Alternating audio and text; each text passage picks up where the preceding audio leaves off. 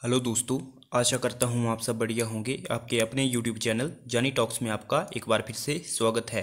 तो दोस्तों, कल मेरा JOIT टाइपिंग टेस्ट था और दोस्तों मैं आपको अपना पूरा एक्सपीरियंस शेयर करूँगा कि मेरा पर्सनल एक्सपीरियंस कैसा रहा, कैसे मैंने कितने स्ट्रोक मारे और क्या क्या वहाँ का प्रोसीजर रहा। तो दोस्तों, अब तक तो आपको पता लग ही गया होगा। दोस्तों, मेरी जो थी वो 9 बजे की शिफ्ट थी और दोस्तों जैसा कि मैं जो फ्री हुआ, मेरा जो पेपर हुआ वो 11:30 के अराउंड हुआ। और दोस्तों, सबसे पहले आपको पता है 9 बजे एंटर कर लिया जाता है, उसके बाद हॉल में बिठाया जाता है आधा एक एक घंटा और उसके बाद वहाँ से बैच बनते हैं और फिर बैच वाइज आपका नंबर पड़ता है।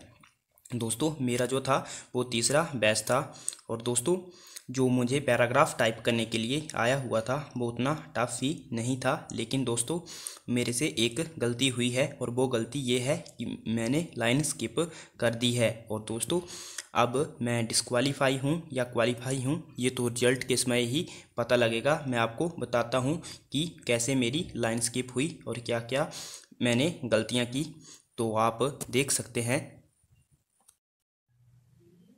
तो दोस्तों आप देख सकते हैं ये जो पैराग्राफ था मुझे टाइप करने के लिए आया हुआ था, पार्लियामेंट में बाई लॉ इंक्लूड इन और एक्सक्लूड। तो दोस्तों आप देख सकते हैं पैराग्राफ जो था काफ़ी इजी था, देख सकते हैं आप 1890 इसमें टोटल स्ट्रोक दिए हुए थे।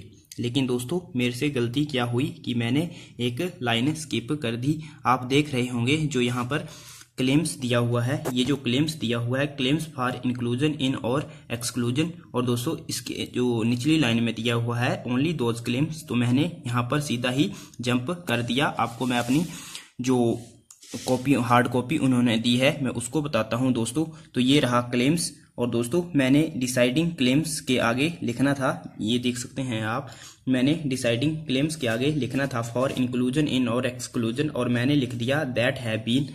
तो आप देख सकते हैं मैंने लिख दिया claims that have been agreed by the concerned off. बाकी दोस्तों लगभग ऑलमोस्ट ठीक रहा, मैंने एक लाइन जो है ये स्किप कर दी और बाकी दोस्तों मेरे कुल मिला के जब ये लाइन स्किप हुई तो मुझे थोड़ा सा एहसास हुआ कि मैंने कुछ मिस्टेक कर दी, तो मैं 10-15 सेकंड के लिए वहाँ रुक गया दोस्तों।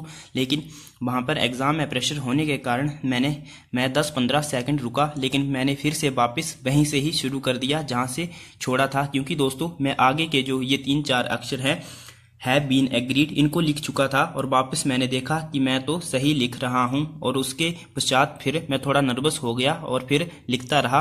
उंगलियां तो कांपती रही लेकिन दोस्तों मैंने लिखना बंद नहीं किया और जब तक टाइम ओवर हुआ तो मैंने ये नोटिफिकेशन इशूड अंडर यहाँ तक लिख रखा था। और दोस्तों जो कि है ये जो इसका पैराग्राफ है फर्स्ट, इसका जो सेकंड लाइन है अंडर यहाँ तक लिखा है और मेरे कुल मिलाकर 1900 स्ट्रोक बन रहे हैं। तो दोस्तों अब मुझे थोड़ा सा डाउट रह गया है कि मैं क्वालिफाई हूं या डिस्क्वालीफाई हूं, इस बात का तो रिजल्ट आने पर ही पता लगेगा। दोस्तों आप भी कमेंट करके बताएं कि मैं क्वालिफाई हूं या डिस्क्वालीफाई हूं।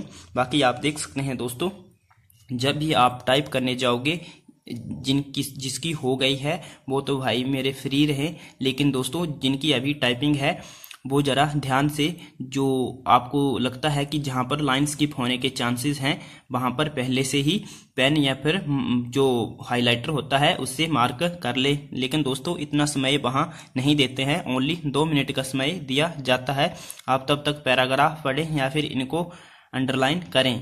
तो दोस्तों ये था मेरा पर्सनल JOIT टाइपिंग टेस्ट, अच्छा रहा, लेकिन दोस्तों बस एक मिस्टेक ये हुई कि मैंने जो है वो लाइन स्किप कर दी, बाकी 1900 स्ट्रोक मैंने मार दिए हैं। दोस्तों अगर लाइन स्किप होने के बाद अगर एग्जैक्ट ऐसे ही डिस्क्वालीफाई कर देते हैं कि लाइन स्किप हो गई तो आप डायरेक्ट डिस्क्वालीफाई, तब तो मैं डिस्क्वालीफाई हूं। लेकिन अगर दोस्तों मेरे स्ट्रोक्स कांटे ऐसे, मैं आपको बता देता हूं मैंने कितनी गलतियां मिस्टेक अदर करी हुई हैं। दोस्तों यहाँ पर बी की गलती मैंने करी हुई है, वहां पे बाई होना था, बाकी यहाँ पर दा मैंने मिसिंग है और यहाँ पर भी दा मिसिंग है 2-3, और दोस्तों यहाँ पर आई गलत लिखा 4 और ये यहाँ पर 5, और दोस्तों यहाँ पर 6 और 7 और 8 मैंने दोस्तों टोटल मिस्टेक्स करी हुई हैं। और दोस्तों 1900 स्ट्रोक के हिसाब से 19 गलतियां मुझे माफ है।